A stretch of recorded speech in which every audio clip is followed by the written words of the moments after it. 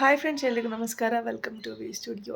S, ಪಾಪ ಇವತ್ತು big boss ಪ್ರೋಮೋನ ನೋಡ್ತಿದ್ರೆ, ರಕ್ಷಿತನ ನೋಡ್ತಿದ್ರೆ ತುಂಬಾ ಬೇಜಾರಾಗ್ತಿದೆ. ರಕ್ಷಿತಾ ಮಾತ್ರ ಅಲ್ಲ, ರಾಶಿಕನ್ ನೋಡೋದಕ್ಕೂ ಕೂಡ ತುಂಬಾ ಬೇಜಾರಾಗ್ತಿದೆ ಅಂತ ಹೇಳ್ಬೋದು.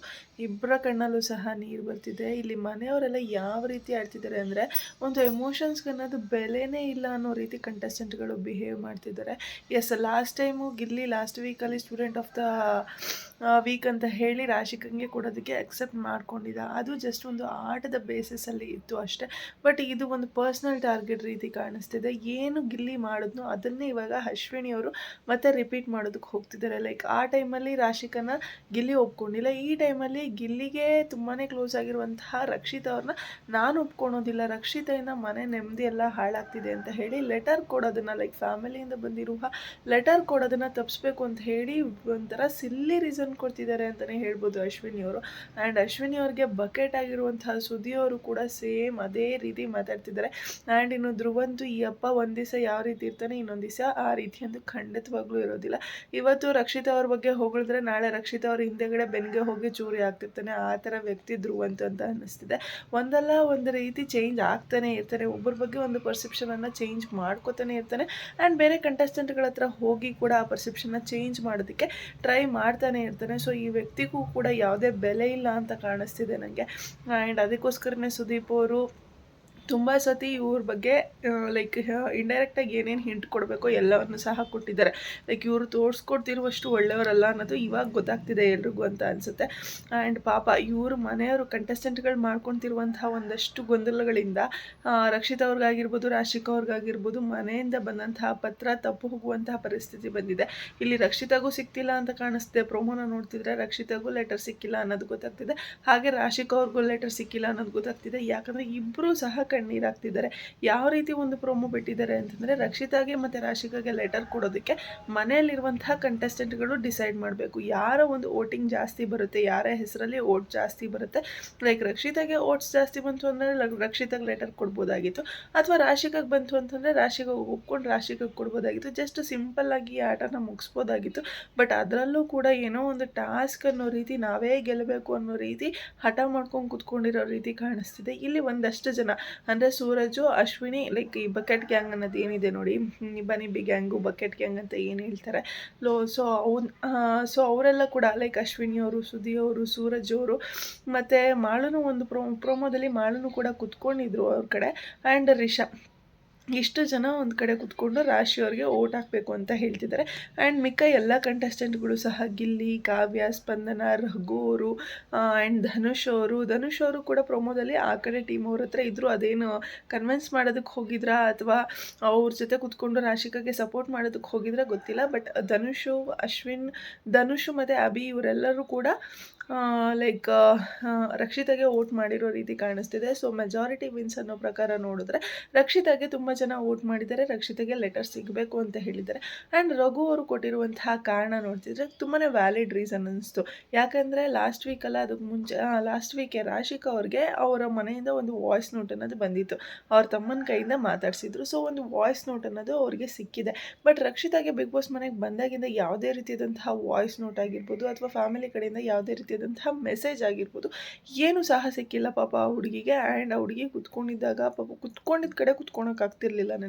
ಎಲ್ಲರೂ ಕೂಡ ಹೊರಗಡೆ ಹೋಗಿ ರಕ್ಷಿತಾ ಮತ್ತು ರಾಶಿಕಾನ ಸೋಫಾ ಮೇಲೆ ಕುತ್ಕೊಳ್ಳಿ ಅಂತ ಹೇಳಿ ಎಲ್ಲ ಕಂಟೆಸ್ಟೆಂಟು ಹೊರಗಡೆ ಹೋಗ್ತಾರೆ. ಬಟ್ ಅವಳಿಗೆ ಕುತ್ಕೊಳಕ್ಕಾಗ್ತಿರ್ಲಿಲ್ಲ. ರಾಶಿಕಾ ಅವ್ರ ಹತ್ರ ಎಷ್ಟು ಮಾತಾಡ್ತಿರ್ತಾಳೆ, ಮಾತಾಡ್ಬೇಕಾದ್ರೆ ಆ ಟೋನ್ ಹೇಗಿರುತ್ತೆ, ಹೊಟ್ಟೆ ಒಳಗಡೆ ಎಲ್ಲ ಒಂಥರ ಆಗ್ತಿದೆ ಅಂತ ಹೇಳ್ತಿದ್ದೆ. ಸೊ ಹುಡುಗಿ ಎಷ್ಟೆಲ್ಲ ಆಸೆ ಇಟ್ಕೊಂಡಿದ್ಲು, ಎಷ್ಟೆಲ್ಲ ಮನೆಯವರ ಲೆಟರ್ಗೋಸ್ಕರ ವೆಯ್ಟ್ ಮಾಡ್ತಿದ್ಲು ಅನ್ನೋದು ಗೊತ್ತಾಗ್ತಿದೆ.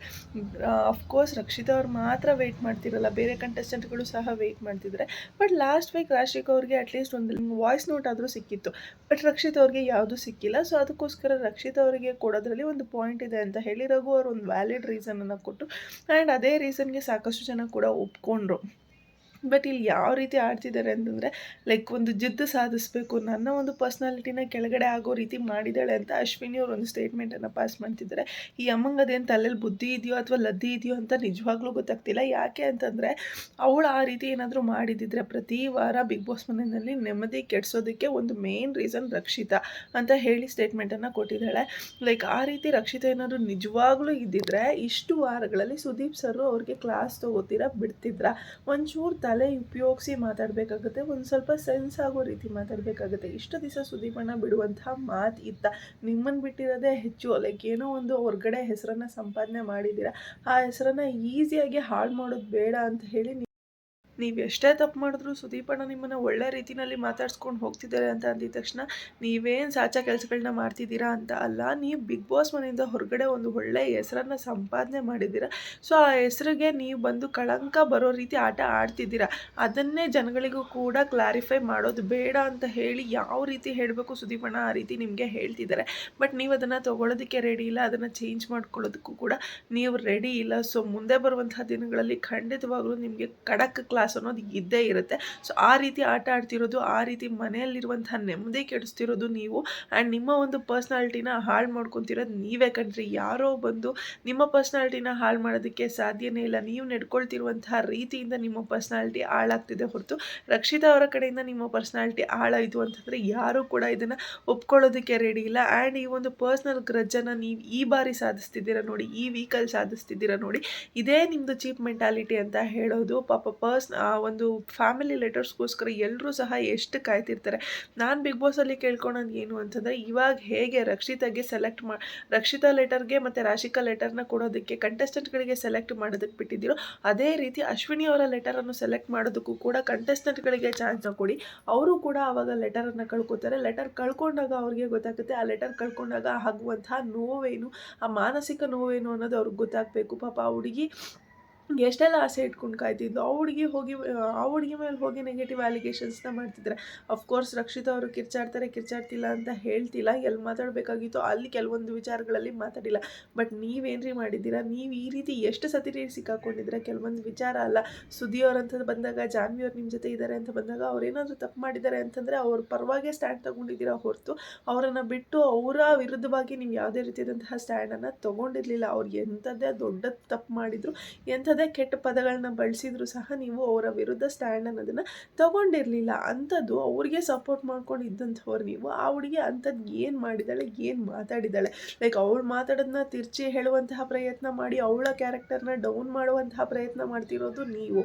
ನೀವೇ ಮಾಡಿ ಇವಾಗ ಅವಳ ಕ್ಯಾರೆಕ್ಟರ್ ಬಗ್ಗೆ ಕೆಟ್ಟದಾಗಿ ಸ್ಟೇಟ್ಮೆಂಟ್ಗಳನ್ನ ಕೊಡ್ತಿರೋದು ನೀವು. ನೀವೇ ಇಷ್ಟು ತಪ್ಪುಗಳನ್ನು ಮಾಡಿಕೊಂಡು ನಿಮ್ಮ ಪರ್ಸನಾಲಿಟಿನ ನೀವೇ ಹಾಳು ಮಾಡಿಕೊಂಡು ಆ ಹುಡುಗಿ ಮೇಲೆ ಎತ್ತಾಗ್ತಿದ್ದೀರಲ್ಲ, ಇದು ಖಂಡಿತವಾಗ್ಲೂ ನಿಜ. ಸುದೀಪ್ ಅವ್ರು ಹೇಳಿರುವಂಥ ಮಾತುಗಳಿಗೆ ಬೆಲೆನೇ ಕೊಡ್ತಿಲ್ಲ ಅಂತ ಅನ್ನಿಸ್ತಿದೆ ಕಂಟೆಸ್ಟೆಂಟ್ಗಳು. ಯಾಕೆ ಅಂತಂದರೆ ಲೈಕ್ ಜನ ನೋಡೋದೇ ಬಿಟ್ಬಿಡ್ಬೋದು ಬಿಗ್ ಬಾಸ್ನ ಅಂತ ಕ್ಲಿಯರಾಗಿ ಹೇಳಿದ್ದಾರೆ ಸುದೀಪ್ ಅವರು. ಎಸ್, ನೀವು ಆಡ್ತಿರುವಂತಹ ರೀತಿ ನೋಡ್ತಿದ್ರೆ ವರ್ಸ್ಟ್ ಸೀಸನ್ ಆಗುವಂತಹ ಚಾನ್ಸಸ್ ಇದೆ.